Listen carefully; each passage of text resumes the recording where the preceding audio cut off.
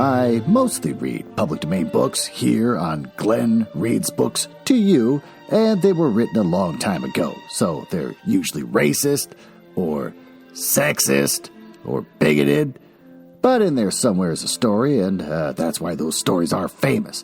Other times, I read works from independent authors, and they're delightfully not racist, but they might have adult language or adult situations, like, making sex. So that's your warning, but I'm sure you're grown up enough to handle it. Don't write to me complaining. Oh my God, it just keeps getting bigger. I don't know how the hell I'm supposed to be able to walk like this. Oh, God damn it. All right. Yeah, fine. Go take a seat, you little idiot. Well, you caught me here at the lowest point in my life, which is that I have a fat leg.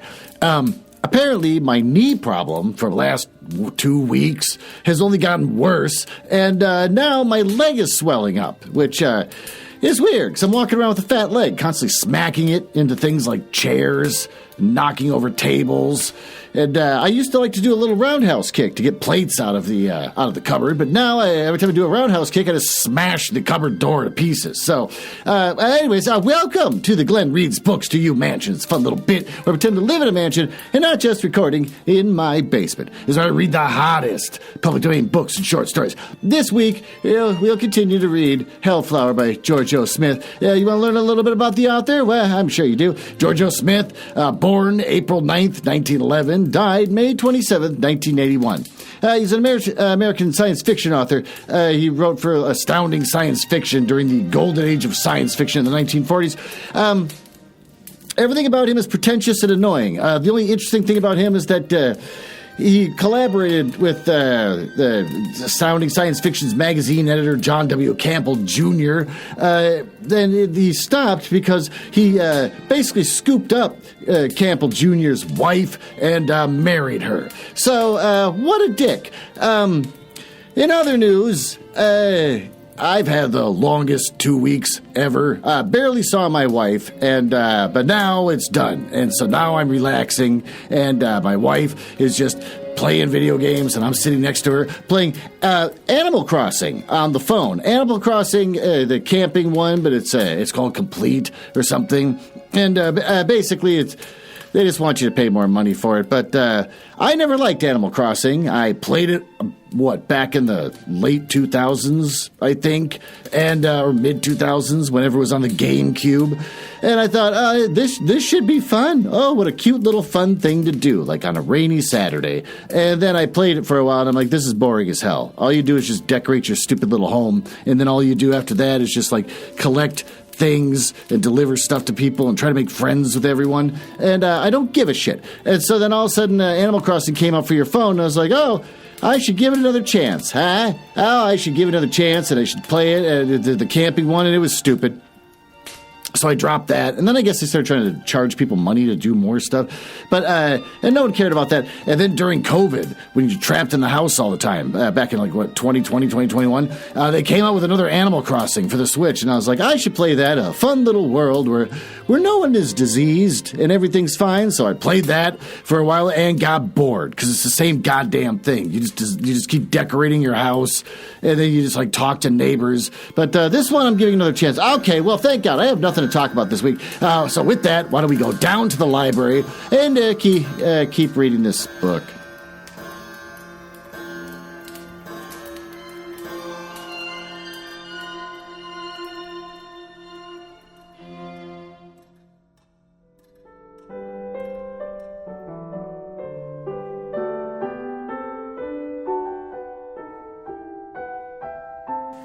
Oh, sorry I'm late. I'm moving. Oh, son of a! I just broke my goddamn fat leg. Keeps catching on everything, and I'm just knocking stuff all over around the house. Okay, well, why don't you get yourself settled?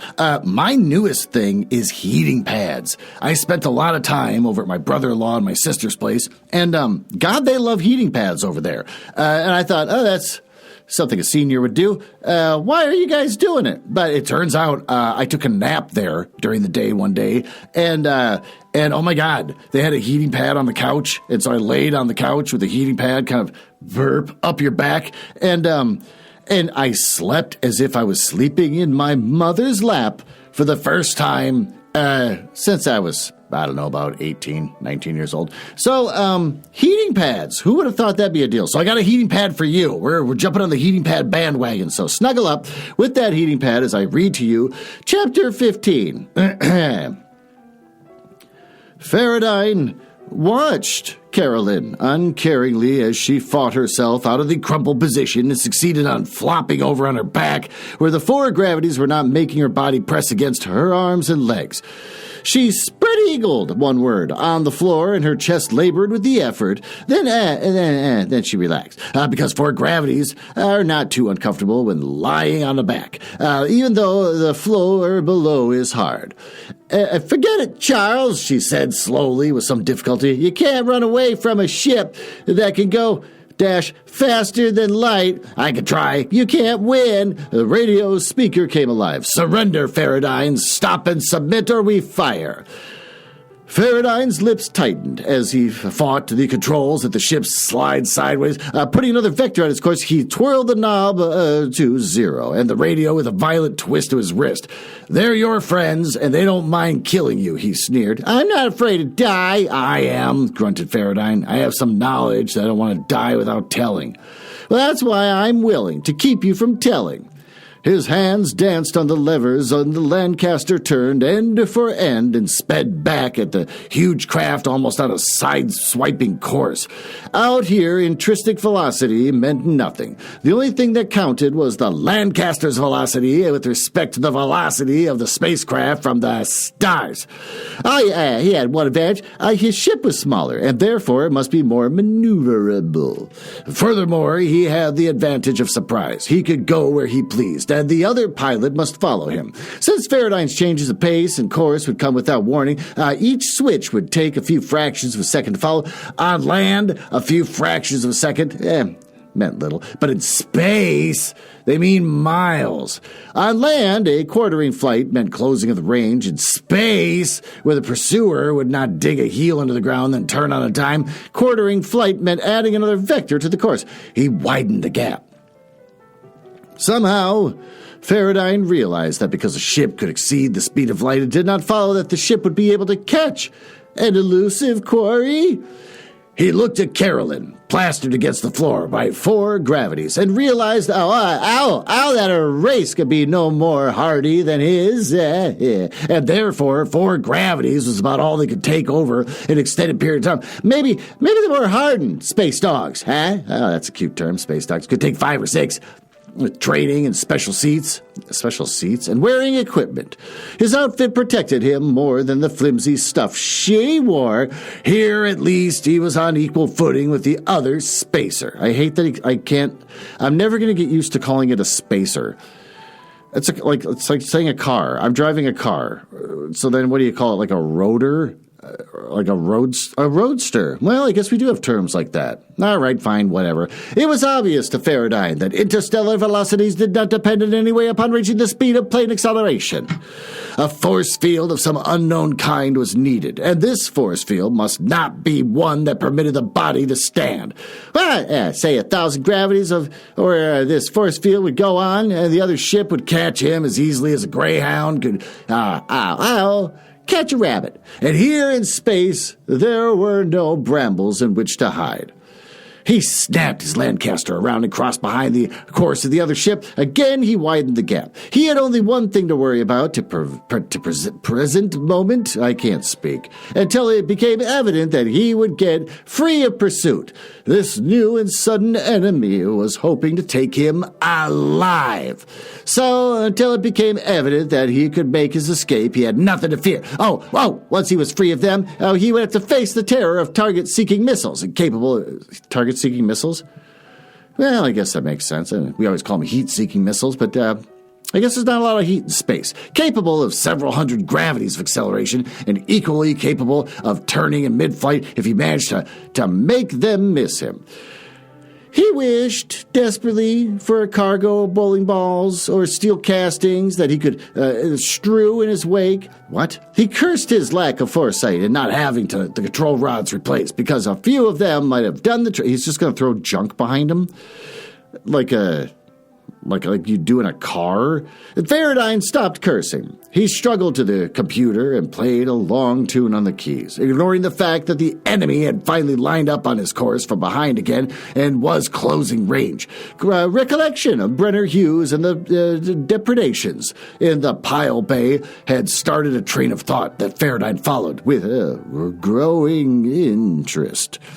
It was a long and involved and depended upon a large amount of luck, good planning and ability. He hoped all three were with him. The Lancaster made one more complex turn, and as the end of the punch tape entered the autopilot, then, if Faradine computations were correct, the Lancaster's nose was pointed at Tara.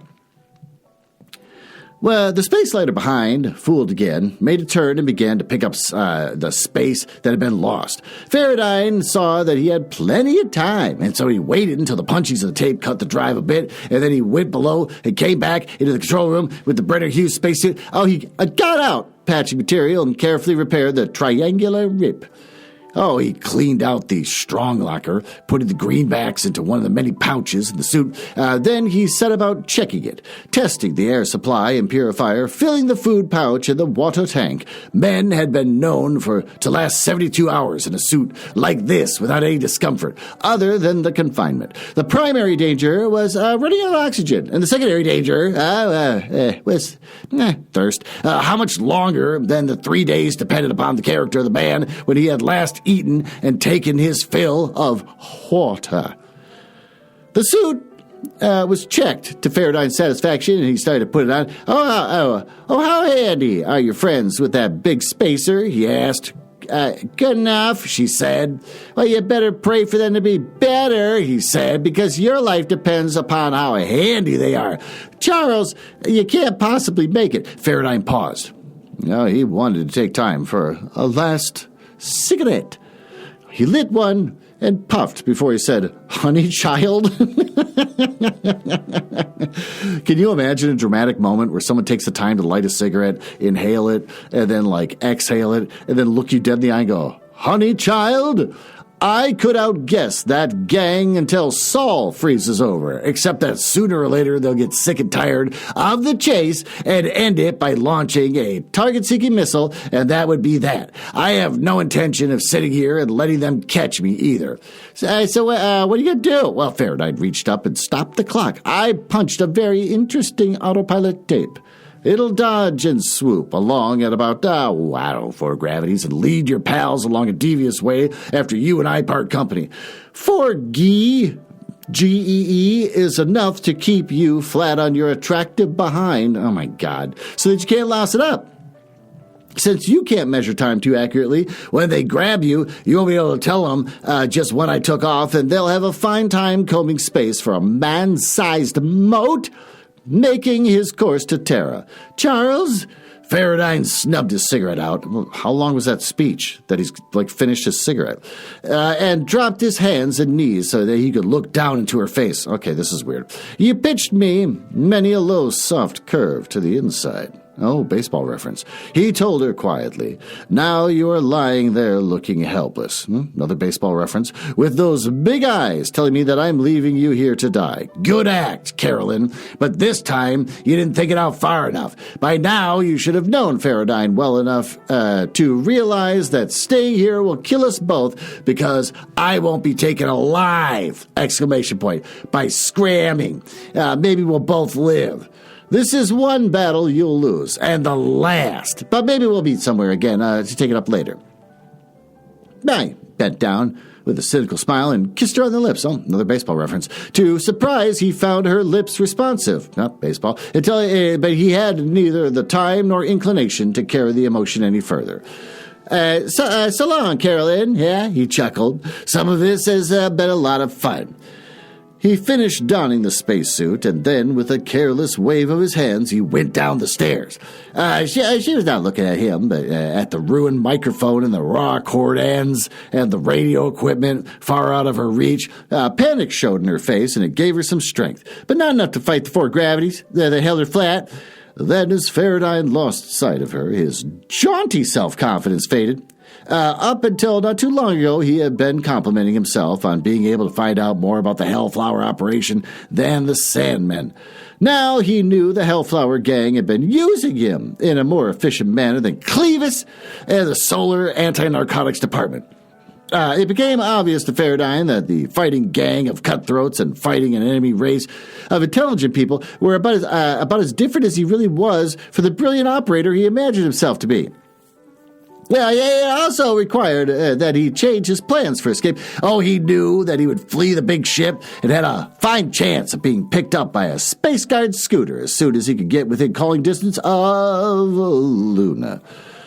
But the chances were high the Hellflower people would have their entire undercover outfit alerted at the first touch of a radio call. They'd be swarming the neighborhood to pick him up. Oh, and he would call, and several ships would answer. There'd be a lot of calling back and forth. The result that some, quote, commercial space liner, unquote, would pick him up, reporting the incident to the Space Guard, who would not be able to take off from the station to London. And then Faradine would be delivered right back to the place he was leaving now.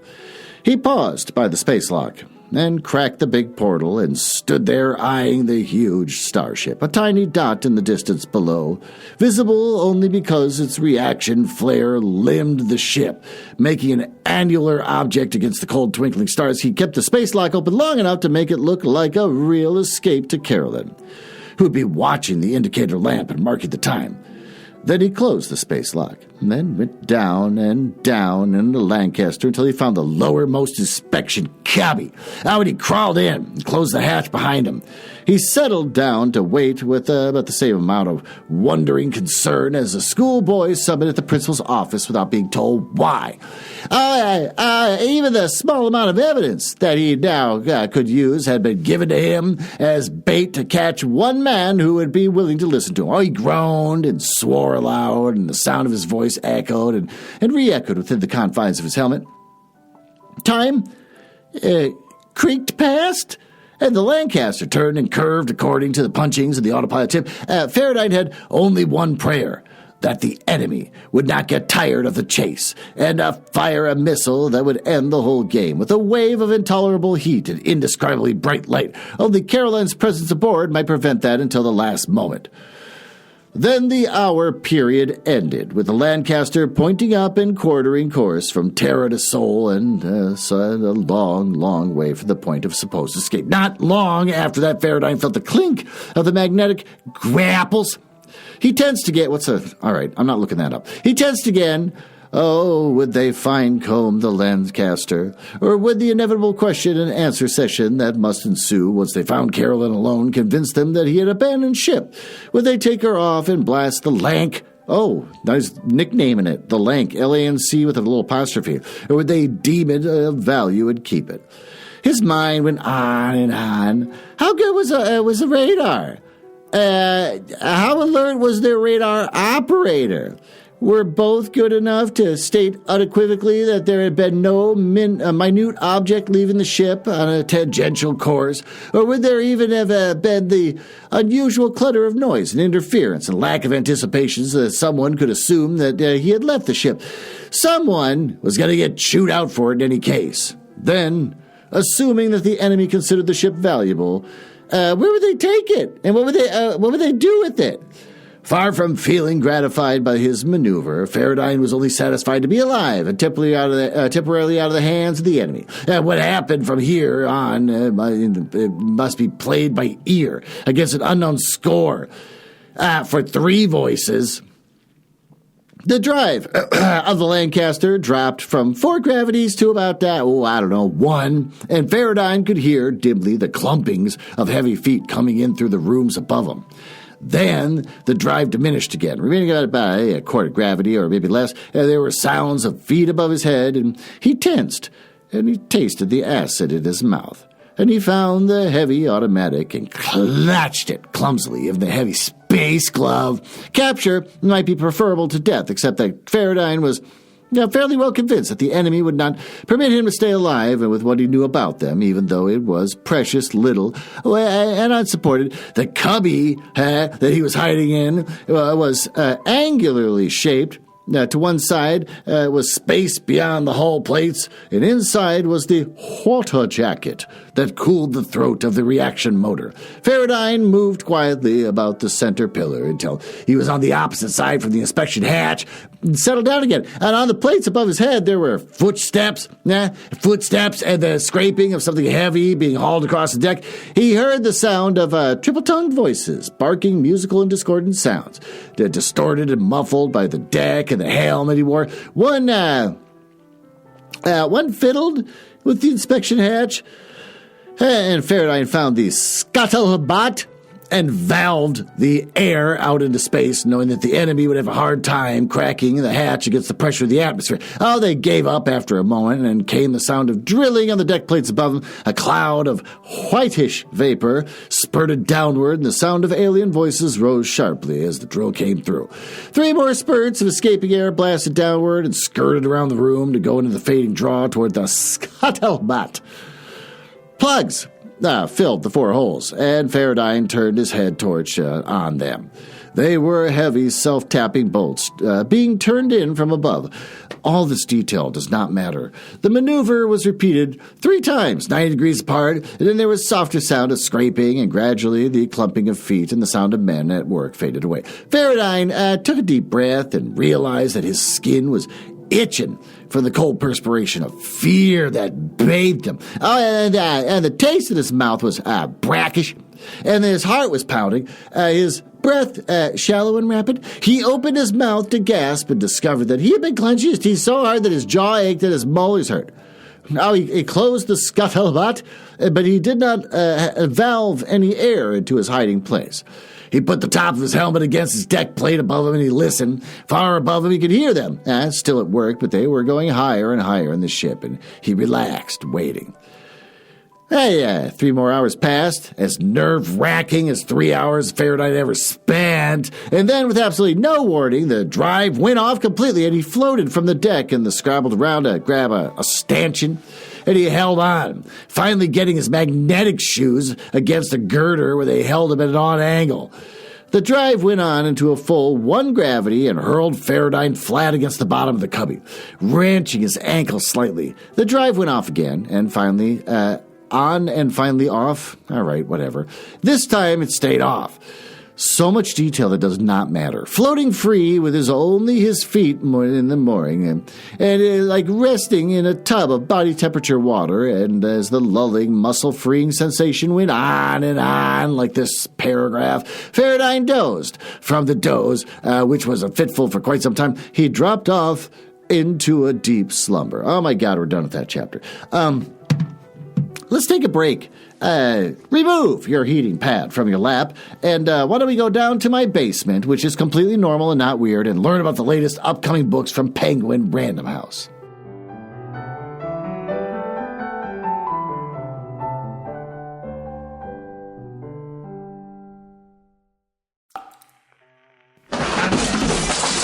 It's this goddamn fat leg. It just catches on everything. Oh, look.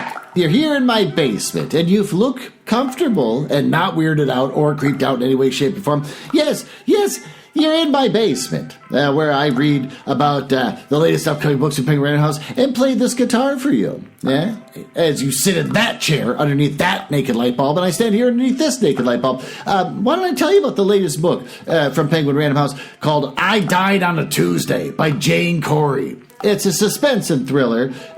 You want to hear about it? Sure. One day, one tragedy. 3 stories. Who do you believe? What? One day, one tragedy, 3 stories. Who do you believe? Okay, whatever. None of that made sense. 18-year-old Jane White has the world and a bright future ahead of her. Oh, she's about to leave behind her small seaside town, the only home she's ever known, to embark on a book publishing career in London, and couldn't be more excited. Even though she'll miss her dad and friends, she can't wait to start her life. She's cycling home after her last early dawn swim in the bay when the peaceful stillness of that Tuesday morning is suddenly shattered. Oh, a white van careens around the corner and barrels straight for Jane on her bike. And in one swift moment, her life is forever changed, and her dreams of a new beginning destroyed. She's brutally run down by the van and left for dead in the street. Then, next line, 20 years later, ... Next line, pop superstar Robbie Manning answers the front door of his palatial home to a pair of just a police officer who inform him that he's being arrested for the attempted murder of Jane White. Oh, as word of Robbie's arrest spreads, no one, including his family, can believe it. Robbie is upstanding, a model citizen and a family man. But he doesn't deny the accusations. He's been waiting for the truth to come out for the last 2 decades, and he's ready for his punishment. He deserves it after what he did to Janie. After everything Janie's gone through, everyone wants to believe this story. But is it the truth? Really? So it's just about, like, he murdered her and... Okay. Well, all right. It's not really a murder mystery. It's not like she comes back from the dead. She never got killed to begin with. It's just like she died, and then you finally got caught, and now you get to find out his story. I Died on a Tuesday by Jane Corey. It's a paperback for $17.95, coming out December 17th at Amazon, Barnes & Noble, Books A Million, Bookshop.org, Hudson Booksellers, Powell's, Target, and if you are a lame person that doesn't really want a mystery or want anything paranormal or want anything to surprise you. It's just a matter of like, oh, you hit someone and they died. What happened? And then they're like, well, I'll tell you what happened. Like, ooh, I don't know if I can believe you. But either way, you still hit them and they died and you admitted that part. That's kind of the end of the story. You can find that at Walmart. Well, with that... Jane Corey is a former magazine journalist who spent 3 years as the writer in residence at a high-security prison. Often hair-raising experience helped inspire her Sunday Times best-selling psychological dramas, which have been translated in 16 languages. Okay, who gives a shit? Okay, whatever, just weird. She works at a prison. Okay, well, with that, why don't we go back upstairs and try to forget I ever told you about this book?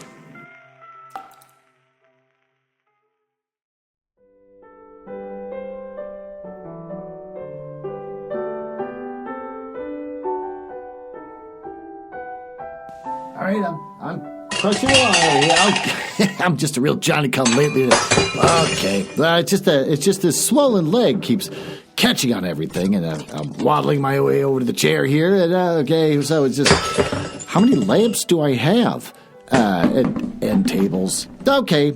Well, there we go. I'm finally settled. I hope you're settled and have that heating pad in your lap as I continue to read to you the rest of this story. Chapter 16. Faraday awoke to the pressure of about 1 gravity, and he consulted his watch. Either 14 hours had passed or 38, but he could not believe the latter. A full clock was around was hardly possible for Faraday, even when he was dead tired. So 1 clock around plus 14 hours was unthinkable. What does he mean 1 clock around? Just 24 hours? Why do they call it 1 clock around? All right, whatever. He put his slumber at 14 hours and then set his mind on the other, more important things. The ship was silent. His suit hung from him limply, indicating that the air had seeped into the cubby again. He tried the scuttlebutt, but no hiss of air came. The Lancaster was a planet. What? Oh, like on the planet. Got it. I think it was just saying like the Lancaster itself was basically considered a planet. It might be Terra, Venus, or Pluto, according to the pull of gravity, but Faraday did not think it was likely to be any one of 3. He suspected that whoever the gizmo was the enemy had installed on the deck above him, it had something to do with transcending the limiting velocity of light. He was probably grounded on enemy soil, ... somewhere. For a moment, his mind grappled with the problem of interstellar travel and lost the fight. It was possible, proven by the star shape of the aliens, but to come aboard with a gadget under one arm and install it, like putting in a radio set, seemed entirely too simple. On the other hand, Faraday was sufficiently aware of basic physics to understand that anything that could be used to create a condition where the gross matter could exceed the velocity of light would be something that he did not have to perform in conjunction with the matter-operated reaction motor. Remember dimly from the fanciful stories of some of the Tower Boys. I thought it was White Power Boys. In one of the big universities, he had the experiments of the field theory, the group theory, which indicated under certain conditions, rather minute spherical volumes of space could be able to misbehave. The difference was that with the physicists and their operations, a vast room of full gear had been used to make the 5 millimeter sphere in contrast was marked. The meat of the matter was that the gizmo that made it possible to travel faster than light must be some sort of field generator. As such, a field generator might be well packaged and formed for installation, whichever the science was, whatever the location. Faraday could not hope to learn anything that penned up here. Again, he listened. The ship was silent as the proverbial grave, a cracked inspection hatch peered out. It was dark as a grave, too. Boldly, he opened the hatch and stepped out. Under the light of his headlamp, Faraday inspected 4 rectangular metal boxes, painted in a nondescript gray. Cables led from one box to another, terminating in a white metal connectors, and the boxes were bolted to the deck by the self-tapping bolts that had come through the ceiling. From one of the boxes ran a cable that led to a wall connector. Like all other Solarian spacecraft, the Lancaster was well supplied with a network of cables running up and down the length of the ship to serve as test connections and spares for this or that equipment. This made it possible to install some sort of bit of gear for pleasure, comfort, or added maneuvering without having to tear half the ship apart to run the necessary wiring. The enemy had reconnected their multi-line cable to one of the standard Terrian connectors that plugs in the cable into Lancaster's cable pallet. Faraday could see nothing about the metal boxes that would tell him anything, so he left them and went aloft, cautiously. He doffed the spacesuit at the next level and hung it in a suit locker, and continued to walk up the stairway that would lead him to the space lock and the salon. Out of the porthole, you could see the spaceport. It was broad and dark, except for a bouquet of searchlights that drilled into the sky around the rim. A whoosh of flood lamps that surrounded one of the vast starships many miles distant, and the far-off blur of bright red light that probably read Spaceman's Bar in whatever the natives used for a printed language. He left the viewport and went higher up in his ship until he came to the salon.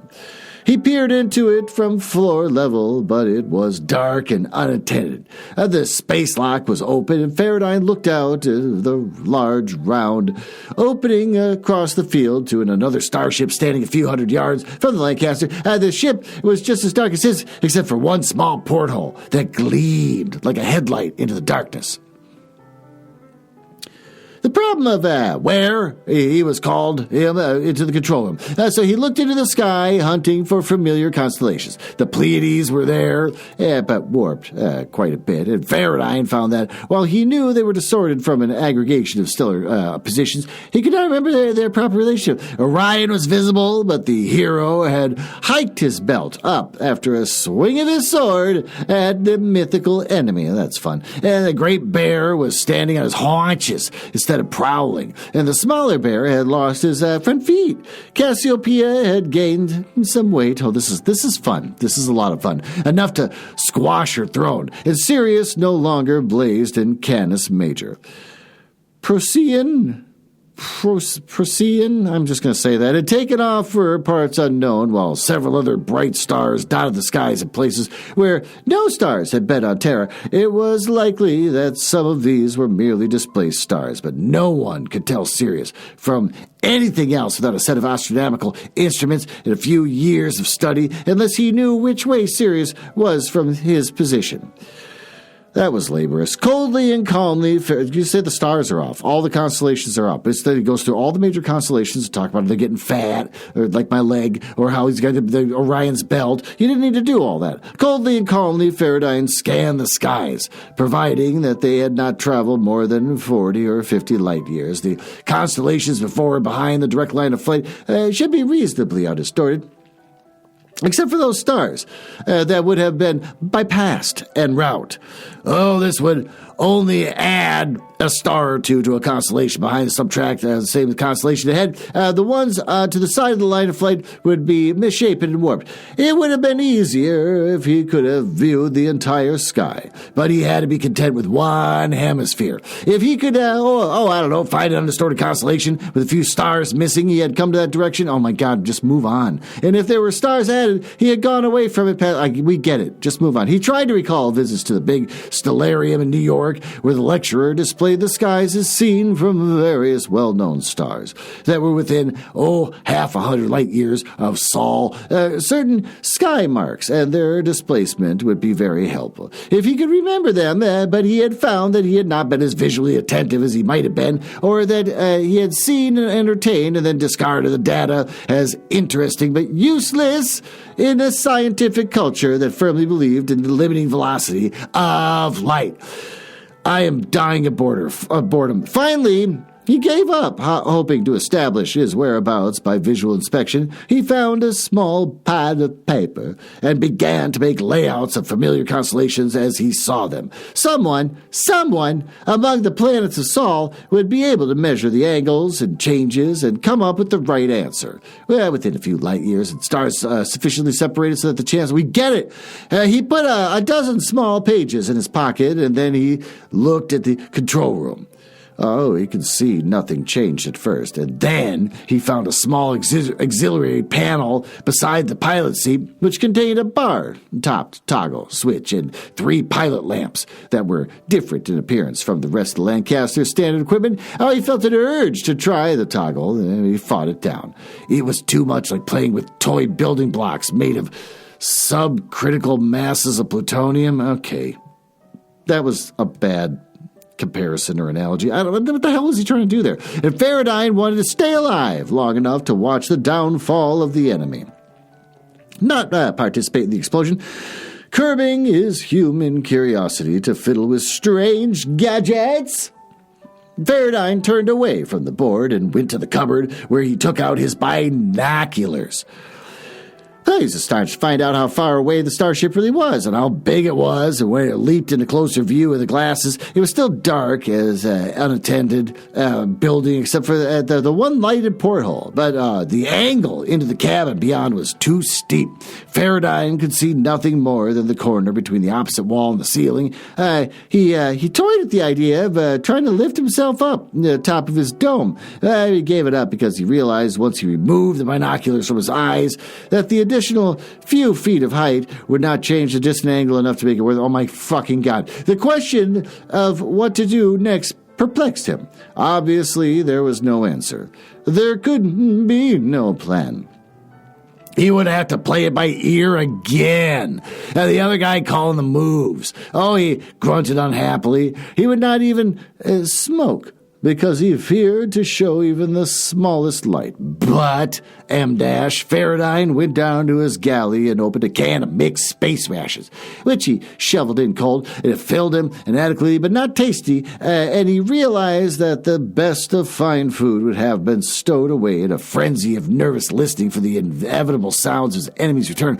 With haste, Faraday cleaned up the evidence of his presence, thinking how ridiculous it was to be stealing from his own spacecraft. How he was finishing up the job when the faint glint of distant flash of light caught his eye, and he hurried to the porthole from which the glint had come and peered out. A large caravan of heavy trucks was snaking around the corner of the distant building and turning into a spacefield. Other headlamps cut forward like scythes of light. Think about that. Think of that visual imagery. It's cutting forward like scythes of light, cutting the brilliant path toward the Lancaster.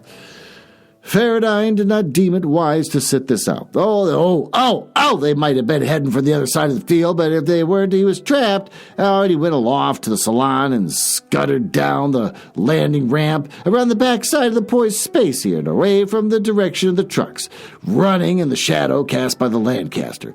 500 or 600 yards away was another spacer. It is completely dark, so Faraday scurried around the widespread tail fins of the monster and stood there, peering at the caravan from between the angle made by the tail fin and the incurving body of the spacecraft. The trucks came around the Lancaster, surrounded it in a circle, and then a blaze of lights came, lighting the Terran ship from the dome to reaction funnel. Ladders were sent aloft, and a huge crane lifted. The calls of the workers and the directions of their superintendent came to Faraday clearly. He wondered what they were doing and saying, except for the three-tone voices added an audible complement of women and children to their gang. Well, it sounded like any work party on Earth, or yammering in a strange tongue. I watched for an hour, Then he saw the distant sky was beginning to show a very faint glow of gray sunrise, or perhaps a false sunrise. I could not tell. He scuttled like a human spider away from the direction of the work party until the floodlights were a distant miniature stage setting, and he wound in and among the silent, dark spacecraft, avoiding those lights, even though he had to detour wide for the sake of safety. Eventually, he came to the far side of the spaceport, and he cased the place warily from behind the fin of a spacer, I hate this, looking at the dark, silent buildings and wondering if the gang of aliens had ever heard of a night watchman. Well, stupid aliens. He did not trust the quiet darkness of the apparently uninhabited spaceport because he was suspicious, and he knew that other people were as suspicious as he was. He was glad that he did not barge in brashly, for along about the first glimpse of the real graying sky, a man came out from between two of the buildings, waving a searchlight. They sauntered along in front of the nearest buildings, disappeared between it and the next. Faraday skipped. We don't need to know him walking around. Why does he write about him walking around? Faraday skipped across the space and went into the gangway of the watchman had just come out of. He walked warily through and came to a high wire fence, keeping to the building and the side of the clearance way between the fence and the building. Faraday skulked along in the direction opposite that taken by the watchman. I don't care. He needed a minimum 2 items: a set of Planet X clothing and a way out of this rat trap. He found the way out a few minutes later. Okay, great. Then why'd you propose that? A dim striking of a bell alarmed him, and he realized that he was tolling.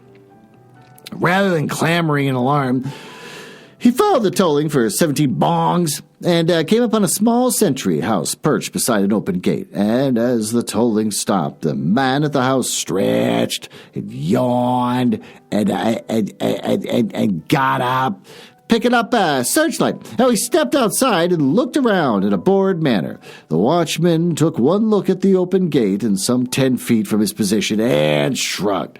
And then he turned his back on it and disappeared between a couple of buildings not far from the Faraday place. Faraday grinned. Obviously, it had been so long ago since any trouble had been this way that the guard system had become lax.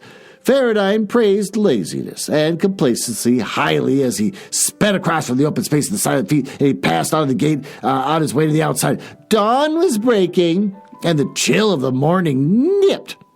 I say the chill of the morning nipped at him, and he had broken free. But it was just as dangerous for him to remain in front of the open gate as it might have been for him to be roaming around the spaceport in the full light of the day.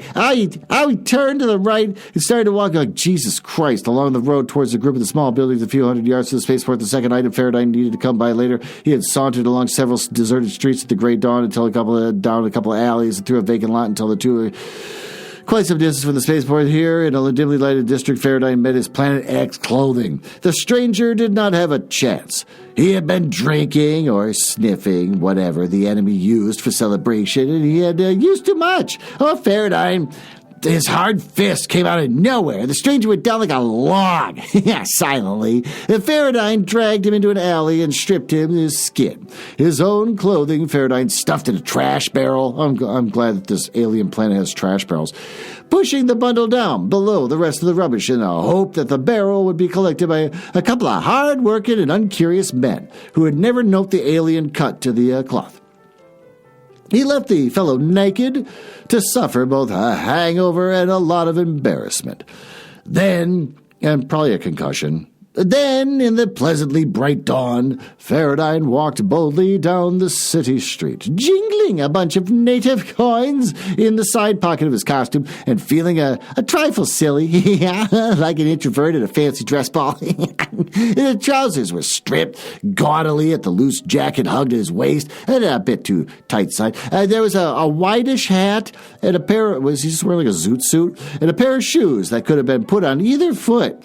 He looked like a character out of an old-time musical comedy, and he hoped that his costume was not the kind worn by Planet Xians. Oh, God damn it. As formal evening wear, because then he would look silly to them wandering around in the morning like a man caught far from home in his six-ack Emma in a tuxedo. I don't care anymore.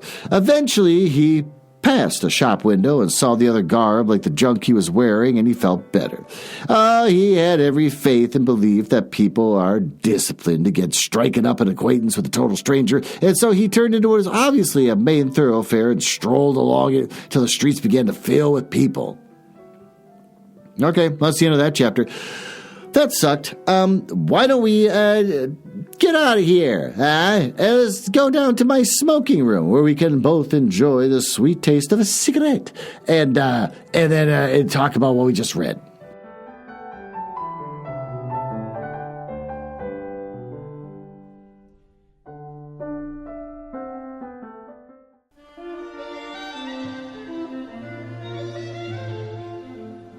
I'm coming. I mean, look at you. You beat me every time. Oh, son of a bitch. This goddamn swollen leg has knocked over another lamp. Why don't you take a seat there at that chair and see that? That's my wife's birds. This whole breaking glass bit has been ruining my entire flow.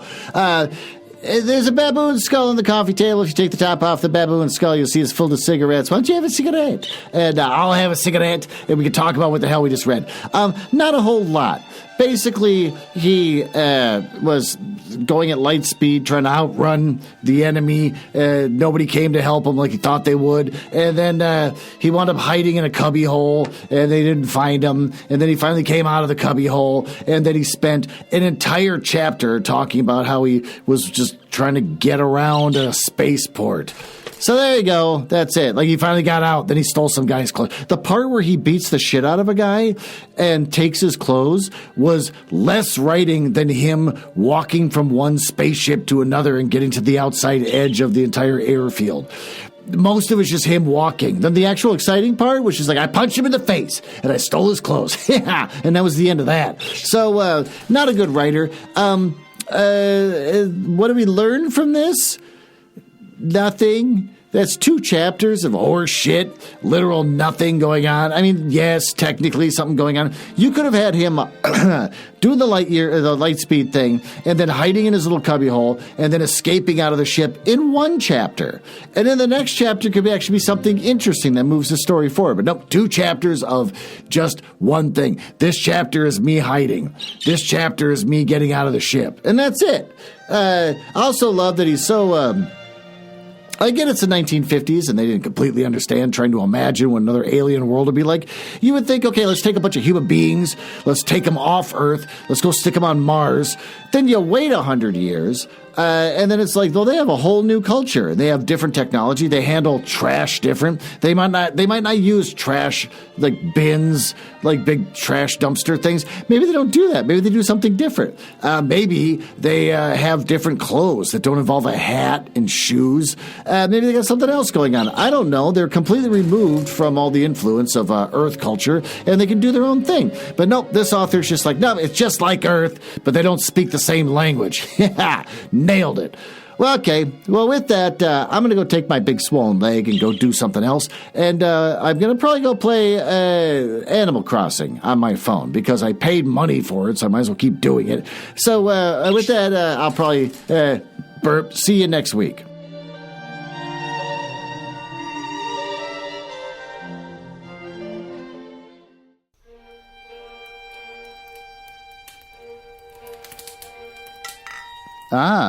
Well, it appears you found me in the part of the podcast I hate the most, where I tell you all about the places on the internet where you can find me. You can tell I hate this because of the sound effects making it sound like a stormy night in the drawing room of the damned. Now, are you cool? I like cool people. It's the reason why I got involved in this business to begin with, just to meet cool people, not losers. So if you're cool, feel free to go over to my website, nuzzlehouse.com.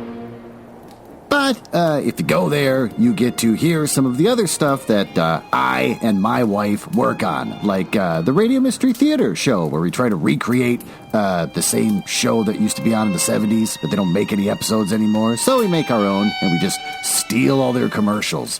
And also, just in the curious mind, we made a Christmas album. If you go to our link tree, you can see that we made a Christmas album. It's the first thing we did after getting married, which I think everyone should do when they get married, is start talking about the Christmas album they're going to make.